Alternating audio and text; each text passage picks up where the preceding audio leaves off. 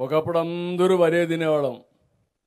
రాయలసీమలో జొన్నలే తినేవాళ్ళు, రాగులే తినేవాళ్ళు.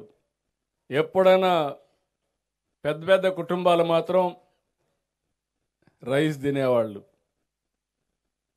మన నాయకుడు ఎన్టీ రామారావు గారు వచ్చిన తర్వాత ₹2 కేజీ బియ్యం పెట్టి అందరూ కూడా వరి ధాన్యం తినే పరిస్థితికి వచ్చాం. అయితే దీనివల్ల లాభ నష్టాలు కూడా వచ్చాయి. దానివల్ల లాభ నష్టాలు చూస్తే రాగి తినే వాళ్ళకి ఎప్పుడు డయాబెటీస్ రాదు, షుగర్ రాదు. ఇప్పుడు అక్కడ కూడా షుగర్ వస్తూ ఉంది. ఇప్పుడు ఈస్ట్ గోదావరి వెస్ట్ గోదావరి కాకుండా అక్కడ వచ్చే పరిస్థితి వచ్చింది. ఇప్పుడు ఆహారపు అలవాట్లు మారిపోయినాయి. కొంతమంది రైస్ తినడం మానేశారు. మీరేమనుకోపోతే నేను కూడా రైస్ తిన్నాను. ఎందుకంటే ఆరోగ్యంగా ఉంటే 4 పనులు ఎక్కువ చేయొచ్చు. ఆరోగ్యం లేదనుకోండి అక్కడి నుంచి ఇబ్బందులు వస్తాయి.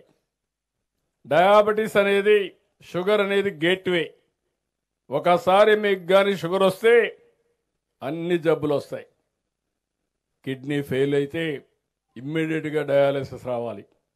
ఇలాంటి ఒక సమస్య కాదు, అన్ని సమస్యలకు నాంది డయాబెటీస్. నేను మొన్నే స్టడీ చేశాను. టాప్ 10 డిసీజెస్లో మొట్టమొదటిది మన దగ్గర డయాబెటీస్, రెండోది హైపర్ టెన్షన్. అక్కడి నుంచి అనేక రోగాలు కానీ డిసీజెస్ ఉన్నాయి.